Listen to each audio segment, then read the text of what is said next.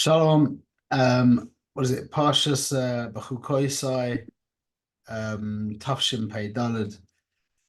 And well, whenever we get to Bachukosai, I mean, any thinking person is presented with some serious philosophical issues, which is the concept of Hashem's anger, which, especially as a Baal Tshuva, as a guy who grew up with it, maybe you've just become kind of like, this is what it is.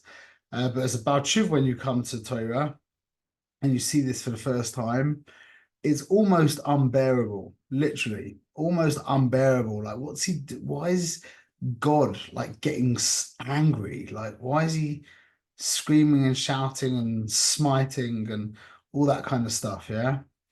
So hopefully we're going to understand a little bit what it means, the anger of Hashem. And we're really going to, this is the foundation, I suppose, of everything, is the reason why Hashem's anger sounds so ridiculous is because we're egocentric. What that means is that we think the world revolves around us. So, for example, I look at my hand. And well, this is a hand, isn't it? And so when it talks about Hashem's hand, really it's some kind of metaphorical, like, it's not really a hand. I've got a hand. He doesn't really have a hand. He's got like yeah, but we know it's for Keret. It's exactly the opposite. Hashem has a real hand. Yeah, this is just a pretend hand. This is just a symbol of what a hand actually is. Hashem's the one with the real hand. Yeah, this is just this is a make-believe thing. This is just to help us understand what Hashem's hand's like. So Kol Zman, I think this is a hand, and I'm learning from this to understand Hashem's hand. That's called egocentric. I think things are about me, and I will extrapolate from me to him. Yeah. And there is a time and place for that as well. But Liba de Emes, we have to understand in truth that what we're doing is we're trying to get to a theocentric experience where God is reality, he's the center, and I'm peripheral, I'm a detail in his reality, which means he has the real hand. So it actually comes out that his anger is real anger. My anger, that's just a tool that I can use to understand his anger. But if my anger's petty, that doesn't mean his anger's petty.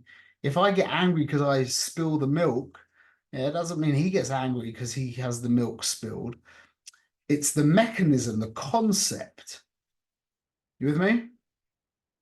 So this is a foundation in Yiddishkeit. And Bahashkacha, I started a share with Rav Huss this morning, and this is exactly what we spoke about, actually. Okay, so I want to. It's kind of cute, this thing, but we'll get back to this at the end. There's a pasuk just before the Tochochas, the last pasuk before the Chumash jumps into the Im loy tishma'uli v'loy sa'asu es kol mitzvos ha'elu in Bechukosei. If you before the whole rant, if you want to call it that, yeah, kicks off. Hashem says like this: Ani Adonai Eloheichem, I am Hashem your God. Asher yitzei eschem ve'eretz Mitzrayim. Miyois lehem avodim, so that you can be that you were to them avadim.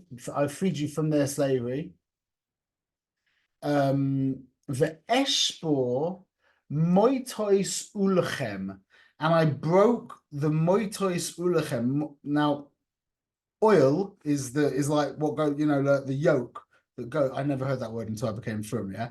But the yoke that goes on the shore's back, yeah. The moitois is a very interesting little thing. It's basically a peg. A moit is a peg. What would happen is you would put the wooden thing, the yoke, over the back of the back of the shore, yeah, and you would attach it with like reins or whatever kind of things you'd attach it with, and where the ropes went into the holes of the wood, it wasn't exactly the right fit, yeah. So there's a little bit of space. So you would take these pegs and you would stuff them into the excess space so that the rope was stuck. Yeah. So they were pegs, or you could even call them plugs. Yeah. They plugged in that little space to make sure that the rope was nice and tight or taut. And then the pasuk goes on. Moses ulchem v'oilech eschem koimamias, and I led you kumamias, upright, standing upright. Rashi says kumamias is kuma zakufa. Shnia moitas imakumas bakuma zakufa, an upright stature. Okay, so just before the toichochas kick off, Hashem gives us that interesting pasuk that I would understand. He says, "I took you out of Mitzrayim, and look at how you look at this now."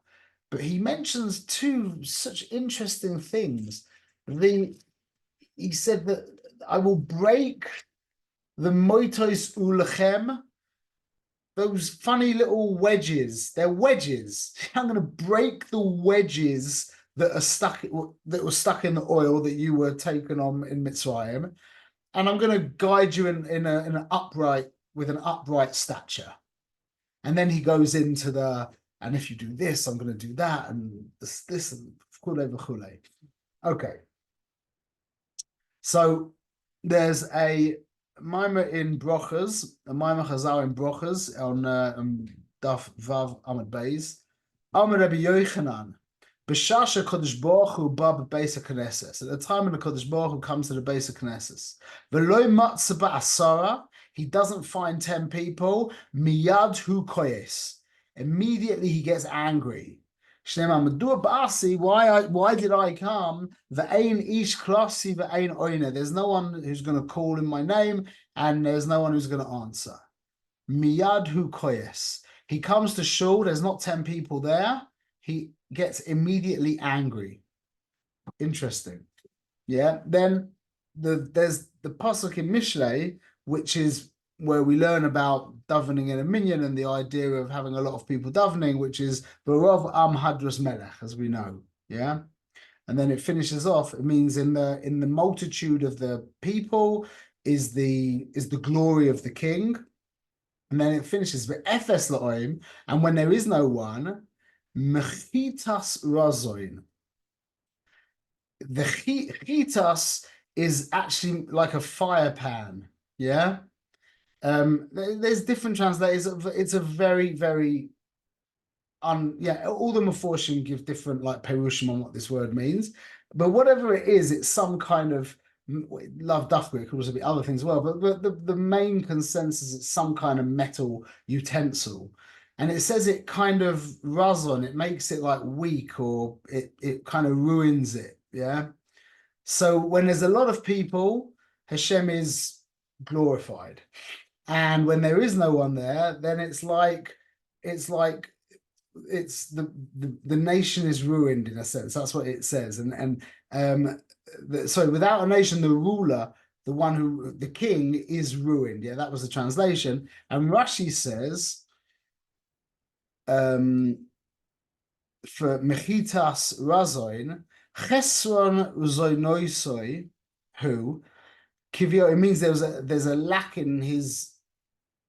I don't really know how to translate that, but this is the important point. Who kiviochu noisei mechvoidoi leElohei neicha. It's like he's giving his kavod to a foreign god. Umashlit esa umos al bonov, and the nations dominate over his children. Okay. So the Inyan is this. Why is it that Hashem gets angry when he comes to shul and there's not a minyan there? Why does that make him? What's the Inyan of the minyan? And what's the Inyan? And that's what we're talking about. B'rav am hadras melech.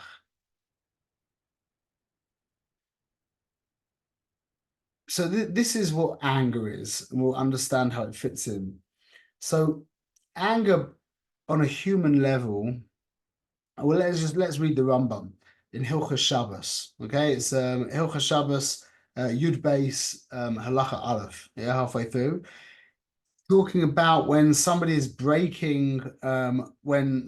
like breaking something on Shabbos. Yeah, out of anger.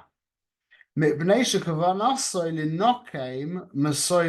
if he sets fire to someone's what's it called, house or field. Yeah. He cools down his das and he releases his chema. Yeah, it's as if he was like tearing on his maze. Or and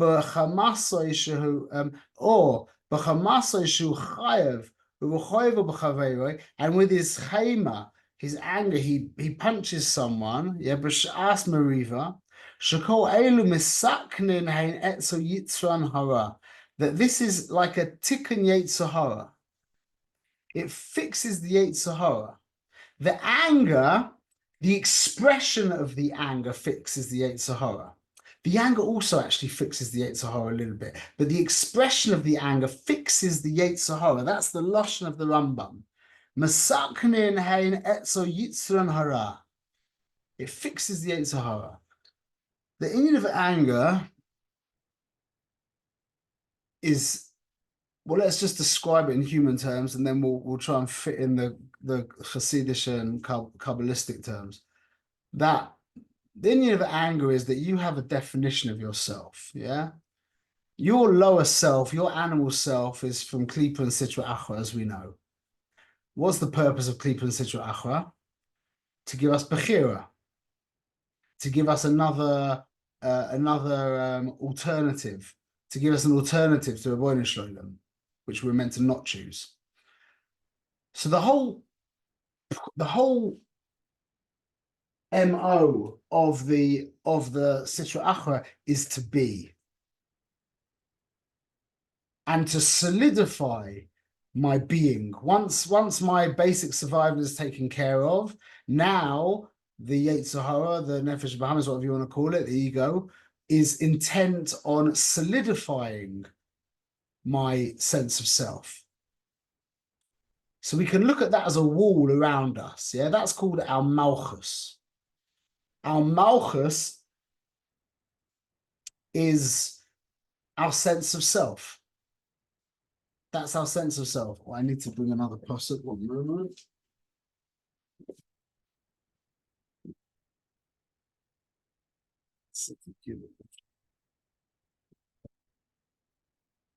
Yeah, so the pasuk in Tilim, in Sadi Gimel Amud pasuk Aleph, Adonai Malach Geus Lavesh. We know, everyone knows this one, yeah.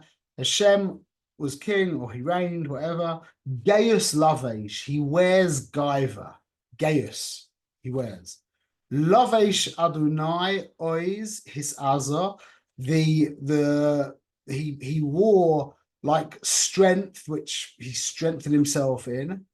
Aftikon tevo bal timoit. Even he made strong the world, bal timoit, that it wouldn't topple, wouldn't fall over. Yeah. The inyan of Gaiva, Malchus and Gaiva are connected completely with each other. That's our external. That's where our sense of self, so to speak, comes into.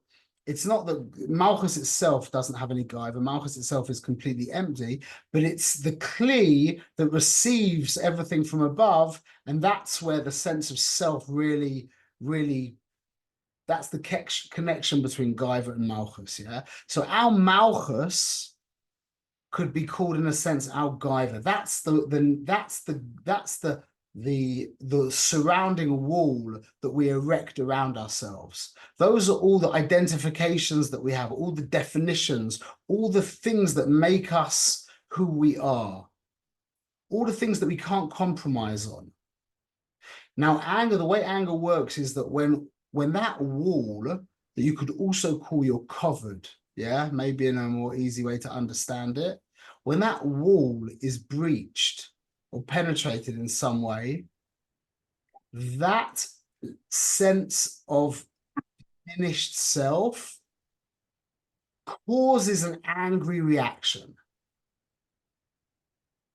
Now, what the anger is doing, the purpose of the anger is the anger turns the object of the anger into something more otherly. It turns it into an enemy. Now, that could be the guy who cuts you up on the street, but that could also be the weather when you wanted to go on a camping trip with your friends.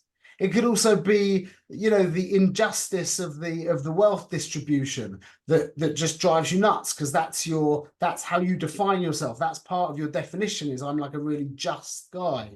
So when I see this imbalance of wealth, it makes me angry, because I feel that that's diminishing who I am. That's breaking my wall around me. You with me? So what the anger does is the anger basically turns the other into an enemy, into more other. And as we said before, what that does is, so to speak, that's like putting a wall around another. And that wall that I erect around the other, just like if I was to make you put a wall up, or I fenced in your garden and we live next door to each other, is your fence ends up completing my fence. So by me making you more otherly, by me making the other person an enemy, by making him more otherly, I'm, so to speak, separating myself from him, which is like conceptually putting a wall around him. And it's that wall that replenishes the breach in my cupboard that he caused, or it caused. You with me? Yitzi, you don't get that?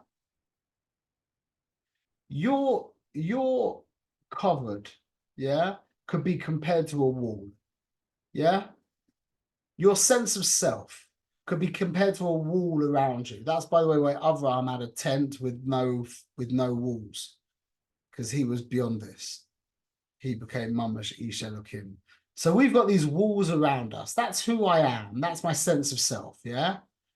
Now, a guy cuts me up in the road. How dare you? This is my lane. It's my life. You just endangered. Yeah, and you're cutting up in front. How dare you do that? You diminish me. Conceptually, that's like smashing a hole in my wall. And that's why I'd get more angry if somebody like jipped me in business, because that would be a much bigger hole. Whereas if he just cuts me up in the wall, it's a less of a breach, yeah? But I'm not going to get into road rage. That's the whole thing itself. So that dent in my cupboard is not really a dent in my cupboard. It's a breach in my cupboard. It's a Pesach. It's a breach in the wall. Now, the anger is a reactive mechanism that my ego uses to replenish that breach in that wall. Immediately the wall opens, and the ego automatically now says, it's like, red light going off, breach in the wall, quick, let's finish, let's be mushling that hole. So he says, he gets angry, which means he turns the event, the circumstance, the place, the weather, the person into an enemy, meaning I put a wall around that person, conceptually, and that wall around that person, so to speak, is mashlim. It completes the breach that happened in my wall, and now I feel, I'm okay. I'm protected again. My sense of self has been restored. That's how anger works. But you still are breached, right? You're saying your own wall is still open. You just put a wall around them. Yeah, but because they're like your next door neighbor, so to speak, that wall fills in, just like if we're next door neighbors and you put up a fence for your garden, you've put up a fence on my garden. You understand? We're sharing the fence. So when I put the fence around him, that conceptual fence now is filling in the broken part of my fence. That's how it works. That's what anger is. Anger is a mechanism that I use to restore my kavod or my malchus, however you want to say it. That's what anger is. Okay, so let's see this because it's amazing. It's amazing when we plug it into the Ribono Shel Olam. That, what do we mean by malchus shemayim? And malchus shemayim and kavod, it's all the same thing. That's why bruch, shame, kavod, malchus, soile, lam v'ed. Shame, kavod, malchus, they're not mamish the same thing, but they're all in the same vein, same inyan, etc. Yeah, same bechinas, different bechinas of the same inyan. What's Hashem's malchus? How do we translate the word malchus in 2024?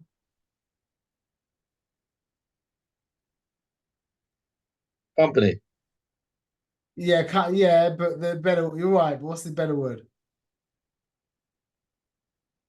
You're right. But there's a better word. Corporation. Organization, corporation. Organization is corporation is the same. Is also good. That's even maybe better actually. But yeah, that's good. Organization, corporation, company. That's what Hashem's malchus is. That's what a malchus is. Bichlal. It's an organization. That's what you are. You are an organization. You don't stop where your body ends. You've got a whole thing going on. You've got businesses and family and an extended network. You've got loads of you. You've got all kinds of different things that belong to you. You're the CEO of a varying size organization. That's what you are. You're running an organization. Every human being runs an organization. Some people bigger ones, some people smaller ones. The Ribono Shel Olam's organization is called Olam Hazeh. Malchus Shemayim means that the whole world is working in concert, in cooperation with Ribono Shel Olam. So I'm just going to share my screen for a moment. Anybody who's watching this or listening to it without the screen, unfortunately, you're just going to have to take my word for this. So right now, what I'm showing on the screen is something that I made a little while ago, which basically shows you the Malchus Shemayim. So the way it's meant to be is that you've got the Melech Malchei HaMelachim HaKadosh Baruch Hu at the very top of the food chain, so to speak. He's the boss. Yeah. Under him is Melech Mashiach. Yeah. Then under Melech Mashiach is Yisrael, nation of Yisrael. Then you have all the other nations. So we're going to go down the middle path, yeah? And this is how we're going to see. Has everyone seen this before? You saw this? Yeah. Yeah, so we'll go through it again because it's very interesting. So under Mashiach and Yisrael will be all of the nations of the world. So we're just going to go down the middle line, okay? So under the United States of America, you've got the Department of Defense, Department of Health, we'll go with Department of Commerce. Yeah, the Department of Commerce now, you've got things like Meta, Microsoft, Alphabet, Apple, Amazon. Yeah, we'll go with Alphabet. So Alphabet's made of Waymo, Google, Mind. We'll go with Google. Made of Android, Gmail, YouTube, Waze, Google Ads. We'll go with YouTube. Yeah, technicals, but it keeps going down and down to departments, faculties, units, teams, resources. Yeah. And the resources now, we've got a bunch of people that make up the resources. We've got Jenny, Tom, Gary, Sandra, Stephen. I made those names up. Yeah. Now, Gary breaks down further into biological systems. So we've got skeletal system, muscular system, digestive system, nervous system, cardiovascular system. So we'll go with the digestive system, which is made of a stomach, intestines, mouth, colon, pancreas. We'll take the mouth. The mouth is made of teeth, palate, tongue. So we'll take the tongue, made of taste buds, palpi, muscular structure. We'll take the taste buds. Down, keeps going down, down, down. You can see this until we get down to electrons, and I'm sure that's not the end of it. Yeah, it breaks down into more pieces. So basically, when this is Malchus Shemayim. Let me just unshare. Yeah? Malchus Shemayim is Hashem's organization. So your whole sense of self, yeah, that is just a moshel for Hashem's Malchus Shemayim. And that's what's called Gaius Lavesh. He wears Gaiva, Gaius Lavesh. Yeah, that's his whole system. His whole system. Now, what makes Hashem angry? We say it every day, there's only one thing that makes Hashem angry.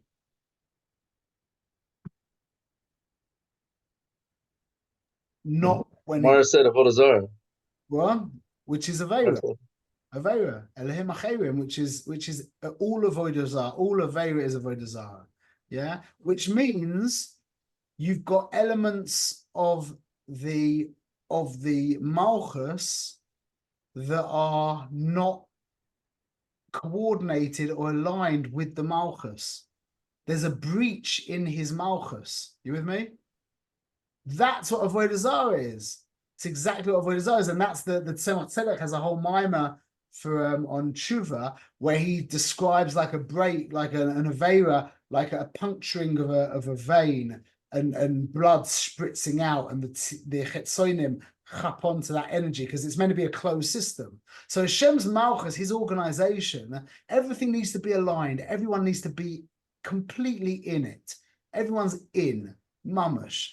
They've got no agenda other than the Rabbeinu Shloim's organization. Doing an Avera by definition is an element of that organization becoming unaligned, having developed its own agenda, which we've said many times. When a cell develops its own agenda, we understand what that is.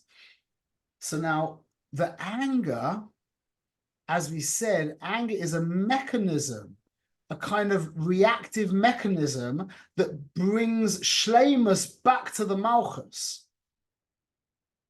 Your Malchus, being your covered, got broken by the guy cutting you up in the road. The reaction to that is anger that replenishes and brings back that wall, that gives me that sense of shleimus again, brings things back in line, brings the organization back in line. So too by the Rabbeinu Shloim. See, when the Yidden are unaligned and we're Oivdei Avodah Zarah, Chas v'shalom, we're doing things that we shouldn't be doing Averas, Hashem gets angry. Now that materializes in this week's Parsha, the wild animals and the venomous snakes and the plagues and all of this stuff is kind of by the way. All of that is just Hashem's anger. It gets manifest in all different kinds of ways. Like, you know, when someone cuts you up in the street, lahavdil, when someone cuts you up on the road, your anger will manifest in a different way as if your kid, you know, takes a black marker and does your car over or something. Yeah. Now what happened? This is really a beautiful thing because the actual tshuva, now that causes tshuva. But what causes tshuva? This is very important. So you would think that what causes the tshuva is you're getting beaten up now. Hashem's beating you up, so to speak. So you're like, Hashem, stop beating me up. That's not really tshuva. That's just, tshuva means I'm returning to you, Rabbeinu Shloim. If I can't take the pain because you're beating me up, I'm not returning to you, I'm returning to me. Stop hurting me. Stop hurting me. That's not tshuva. Tshuva is Rabbeinu Shloim, I'm ready to come back to you. And that's what the Baal Tanya says here. He describes it amazingly. When a person does Averas, yeah, he finds himself, it says like this. One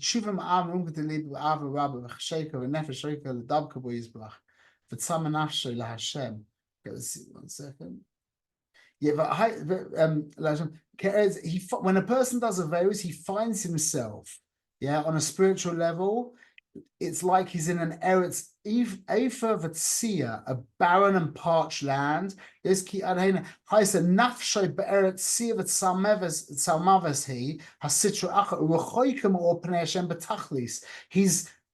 he feels infinitely far from the Rabbeinu Shloim.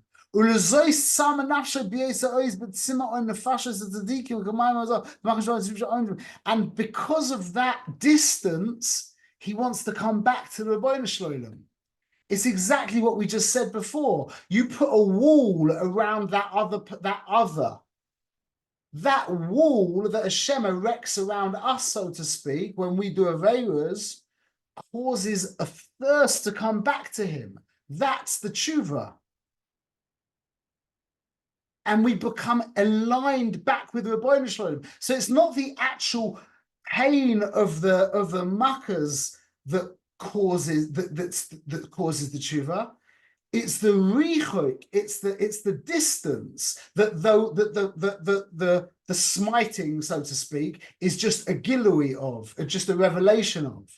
But it's that distance, it's that wall that Hashem has put around us that is causing us, like the Balatanya says, to long and to thirst for him. That's tshuva. I want you, Ribbono Shel Olam. Not I just want the pain to end. I want you.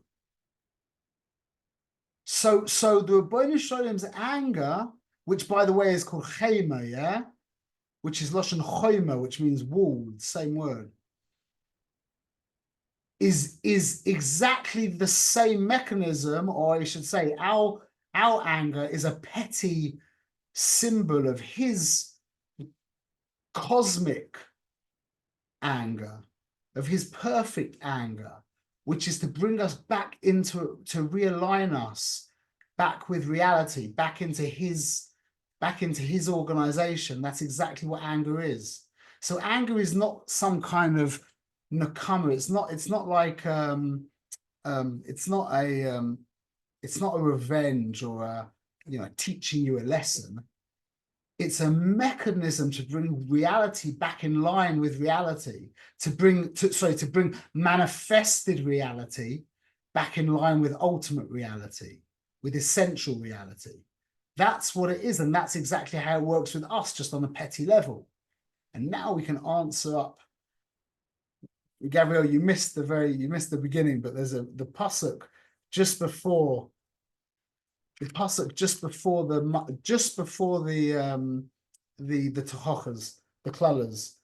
We said is Ani Adonai Leheichem, I am Hashem your God. Asher hoitzeisi eschem me'eretz Mitzrayim mi'oz lehem avodim. That I took you out of Eretz Mitzrayim from being avodim.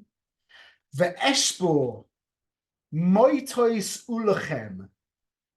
And I broke the moitois ulachem.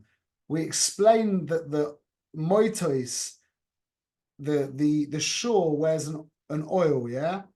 And you put the ropes in these holes, and the holes were never exactly the right size for the ropes. Moitois is like plugs. They're like little pegs that you stuffed in to the empty space in the hole to make the reins taut on the yoke. Yeah? You hear what we just spoke? You hear what we just said after the hezbollah, what we just explained? I'm breaking those moitois, the things that plug up the holes. I'm breaking them. And then why? V'oilech eschem koimamias, so that you walk with a kuma zakufa. The whole Inyan of coming back to a kuma zakufa, the Inyan of Geus Lavesh. And that's what he says in the Pasuk Tehillim. Adonai malach Geus Lavesh. Yeah, Shem reigned. He wears Geus. Yeah. Lavesh Adonai ois his azor. When everything is great and he's strong and it's all good. Yeah. Listen. Aftikon tevel pal timoit. The tevel, the world will be sustained. Bal timoit, without moitois, without those plugs that are necessary to fill in the holes. Aftikon tevel bal timoit, that the world will be established without needing to plug in the holes. There won't be any anger left in the world. That's the final. That's where we're getting to. When everything is done and the holes are all filled up, and Geus Lavesh, the whole system, the whole Malchus Shemayim, from the Melech Malchei HaMalachim Kodesh Baruch Hu to the quarks and the muons and the neutrinos are completely aligned with Ribbono Shel Olam. And then we scream out Bruch Shein Kavod Malchuso Le'olam V'ed Mamash loud, because right now it's not b'shleima, so we say it quietly. But it will be very soon, mamash, the whole thing.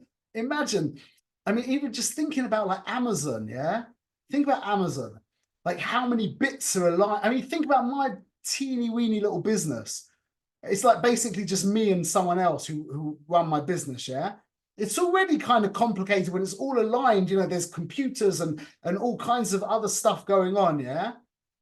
I mean, think now about Amazon, what that would mean, the majesty of such a thing, and then take that to the cosmos mamash, to manifest reality. The whole thing, from the Melech Malchei Malachim Kodesh Baruch Hu, down to every single quark and neutrino and muon and every what do they call it, subatomic particle, yeah, all aligned with Ratzon Hashem, then we'll be screaming, and there won't be any more moitus, there won't be anything to plug in, there are no holes, no anger. We'll just be enjoying the organization. The Bon Shalom can sit there and go, finally, Baruch Hashem. Okay, should be zeicher to see an end of all divine anger, and just to remember that it's just it's a mechanism to bring reality back in line. And he's only angry because he loves us so much. Because you don't get angry when somebody annoys you, when somebody doesn't do what you want and you're not close to them. You just cut them off. You don't get angry at them. You just have nothing to do with them. So his anger towards us is an anger of disappointment, an anger of frustration. It's not an anger of hatred, bichlal. It's the anger you feel towards your child. You ever had a child? This is a great thing to end on. Great Baruch Hashem. I just thought of this. When my kid, do you remember when I was in LA a couple of times ago? My kid had that terrible accident and he snapped his leg, he literally snapped his leg in half. Yeah. I mean, you should see his leg now, it's all deformed, whatever, yeah. Because he was driving a forklift truck like a nut. You've had one of your children hurt themselves from being stupid. You don't know where to put yourself because you're angry at the child for hurting himself. It's because of your love for your child that you're angry at him, because he hurt himself. It's such a difficult thing to deal with. So my kid's lying there with a broken leg, and because of my rachmanus on him, I'm angry at him. Why did you do this to my child? That's Mamash Hashem's anger with us. Why are you doing this to my beloved children? He's saying to his beloved children. That's Hashem's anger. It's not an anger of hatred, chas v'shalom. It's an anger of love, mamash. It comes from love, and there's a famous story of the Mittler Rebbe, who this will really finish on. Sorry, one last little thing. A famous Chabad story from the Mittler Rebbe, where the Balatanya apparently was always the Baal Koireh, and for some reason or another, there was some kind of Shabbaton, and the Balatanya went off, and the Mittler Rebbe, his son, stayed in his shul, and they brought in a different Baal Koireh, and it was Parshas B'chukotai, and the Chazan read the I think it's B'chukotai. Where are the other klalas and Devarim? What's the other pasha?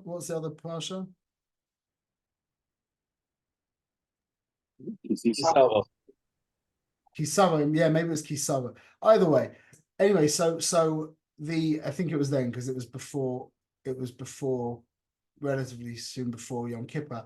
The Mittler Rebbe fell like deathly ill to the point where he wasn't able to fast that Yom Kippur. So it was Kisava, and they asked him, they realized and they said what happened, and he said because he heard the tochochas. And they said to him, he was already a young man. They said to him, you've heard the tochochas many times already, a couple of dozen times. He said, but when I hear my father read it, I didn't hear any tochochas bichlal. I just heard love. That was it.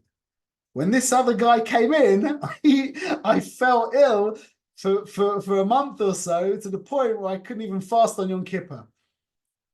But that's only because we got it wrong. So we should read these tochochas with a broken heart, not because we're scared of the pain of what's happening, because we feel Hashem's frustration with us. He's like, I've got a big plan, and I love you dearly, and I made myself dependent on you guys. I put all my eggs in your basket. Please come through me. Please stop making me do this to you. Please, I beg of you. Okay, B'ezrat Hashem. Shmuel, that was so good. I hope anybody who's listening to this, including myself, as soon as you post it, got to listen to it again. It was really, really good. Thank you. My pleasure. Okay, Zayagazim, very good. Shabbos. Shabbos.